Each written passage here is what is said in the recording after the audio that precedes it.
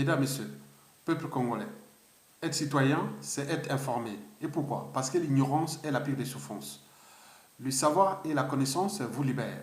Pour info, le bateau de la dictature la plus féroce du continent noir, en ce début du 21e siècle, la dictature de Denis Sassou Nguesso, porte de l'eau de toutes parts.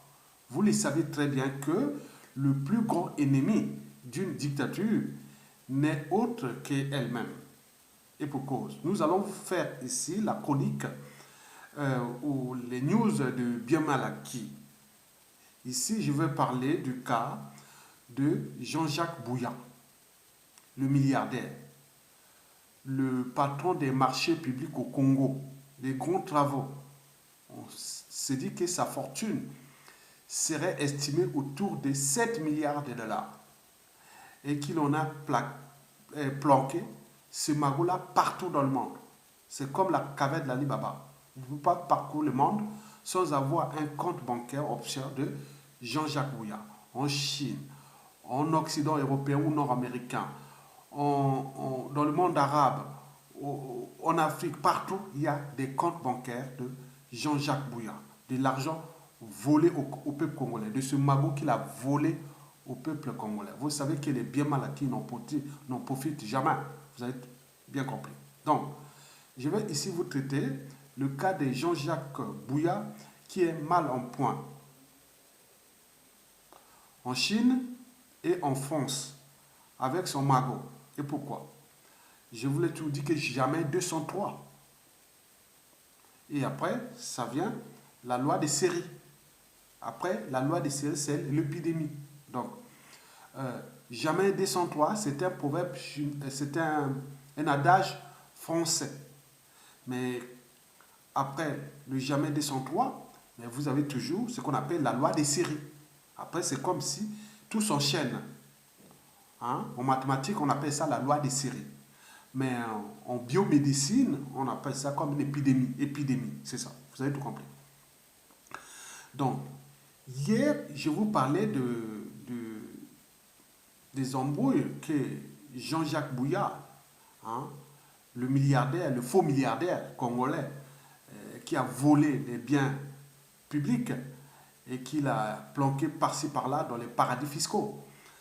Et donc, ce Jean-Jacques Bouya est en difficulté, il est mal en point.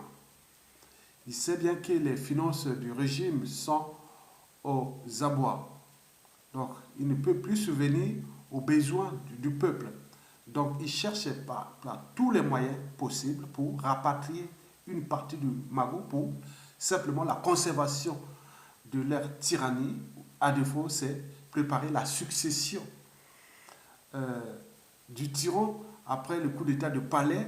Et cette succession peut être peut-être par le fait de gré à gré, que lui s'est déjà porté candidat à la succession du plus grand dictateur de tous les temps d'Afrique, qui a aujourd'hui le capital d'essai de plus de 1 million de morts. Il a ruiné et détruit un pays qu'il a surendetté pour rien. Donc lui, Jean-Jacques Bouya, est au cœur de ce dispositif qui a consisté à fracasser tout un pays. Donc, mais lui, Jean-Jacques Bouya, veut être le successeur de son oncle, Denis Sassou Nguesso, avec d'autres prétendants, dont le fils, le grand voleur, Denis Christophe Sassou Nguesso. Vous avez tout compris. Mais les réseaux de l'homme travaillent pour que ce clan de voleurs et d'assassins puisse être mis hors d'état de nuire. Vous avez tout compris. Mesdames, Messieurs, peuple congolais, Jean-Jacques Bouya est mal en point en Chine et en France avec son magot. Et pourquoi? Déjà, jamais 203, je vous l'ai dit. Hier, qu'est-ce que je vous disais? Que depuis le début septembre 2021, Jean-Jacques Bouya voulait lever une partie de son magot volé, planqué en Chine. Volé au peuple congolais et planqué en Chine. Mais les Chinois ont posé leur veto. Et dépité, Jean-Jacques Bouya a crié à l'injustice. Et on le dit très très en colère. Et ce qu'il a dit, aux Chinois, il a dit, ils vont voir ce qu'ils vont voir. Ils n'auront plus de marché dans ce pays. Aurait menacé ce, ce grand malfrat aux Chinois. Donc c'est lui, tous les marchés du Congo, hein, tous les investissements au Congo passent par lui. Hein. Donc il est au cœur du mal du Congo. Donc en termes de... Oui, si on pouvait faire le top 5 des gens qui ont fait vraiment le mal au point de vue financier dans ce pays, au top 1, c'est Dia, son oncle, l'éducateur. Mais lui, il est au top 2. Au top 2, c'est lui, hein, Jean-Jacques Bouya. Après, au top 3 vient le Denis Christel Sassou Nguesso, le fiston. Après, au 3, ça vient Jean-Dominique Okemba. Après, ça continue. La liste est longue. Il y a près de 300 voleurs. Nous avons un magot qui est caché par-ci, par-là, dans les paradis fiscaux, en biens mobiliers, actions, obligations, et en biens immobiliers, en compte bancaire estimé à plus de 30 milliards de dollars. Or que le pays est en faillite, la population est dans la merde, et voilà. Donc là, il a eu ces problèmes avec la Chine. Donc là, on ne sait pas où se trouve leur embrouille, son embrouille avec la Chine. Mais il me semble que le magot qu'il a placé en Chine, ils ne veulent plus les donner. Donc il est en colère contre les Chinois, ses amis chinois. Donc c'est une affaire à suivre. Mais comme le malheur ne vient jamais seul, comme dans la Jamais 203, donc nous sommes à la deuxième affaire.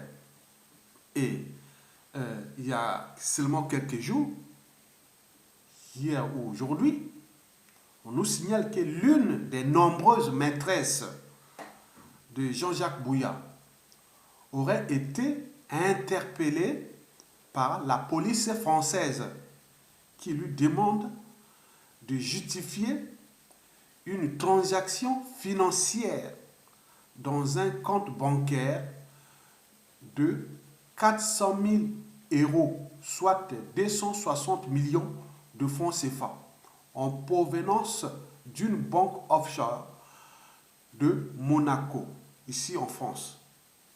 Incapable d'apporter des preuves soutenues, elle s'est vue notifier la confiscation de cet argent et une enquête a été ouverte contre elle. Vous imaginez? Donc, il n'y a jamais de fumée sans feu. Donc, ça, ce sont des signes, des indices. Il a des embrouilles avec la Chine, là où il a cassé le plus grand, voilà, la Chine doit être peut-être au premier ou deuxième, oui, après les autres paradis fiscaux. La Chine doit être le deuxième point où il a caché vraiment son magot. Mais il a des problèmes avec la Chine. Les Chinois n'osent plus lui remettre ce magot-là. En cause déjà la dette que le Congo a avec la Chine. Parce que cette dette privée transformée en dette publique. Que le FMI n'ose pas emprunter l'argent à Sassou Nguesso à cause de la restructuration de cette dette-là. Qu'eux, ils ont roulé la Chine dans la farine, disant que, bon, en 2018-2019, ils avaient dit qu'il allait solder 35% de cette dette-là avant fin 2021. Mais là, il n'en a rien. Il n'en a rien fait. Et les 65% restants, il devait les échelonner pas à pas jusqu'en janvier 2046. Est-ce que Sassou Nguesso lui-même et tous ces régimes seront encore là au pouvoir? Mais quel est le montant de cette dette-là? Donc on n'y connaît pas, elle est dans l'opacité totale. Mais il y a aussi des problèmes des traders pétroliers. Ça, c'est Denis Christel et Sassou Nguesso. Mais il y a aussi des problèmes des grands travaux de la mer et tout compagnie. Donc il y a beaucoup de choses qui sont dans les crimes économiques. Donc nous sommes là en train de suivre. Il y a des gens qui travaillent dedans pour bloquer tous ces systèmes. Donc Jean-Jacques Bouya va chercher son magot par procuration, par l'une de ses maîtresses, et l'a saisi. Donc la traque est là. Tout ce clan est maintenant traqué par les circuits financiers parce que, bon, là, ils font des faussaires, hein, de fausses monnaies, que ce soit en francs CFA, en euros, en dollars. Bon, ils sont aussi impliqués dans les trafics la monnaie américaine, comme a dit le dollar. Hein, on en a vu là dernièrement, un avion avait décollé, un jet privé avait décollé des îles Caïmans qui voulait aller passer par l'Espagne, aux îles Canaries, et qui devait transporter un magot de plus de 524 millions de dollars. Donc 524 millions de dollars, en France CFA, ça fait des milliards, énormes, à payer les étudiants, les fonctionnaires et autres. Bon, vous voyez déjà ça. Donc ces gens-là sont dans un autre monde. Et donc, l'argent fut saisi, on ne sait pas où est-ce que ça se trouve.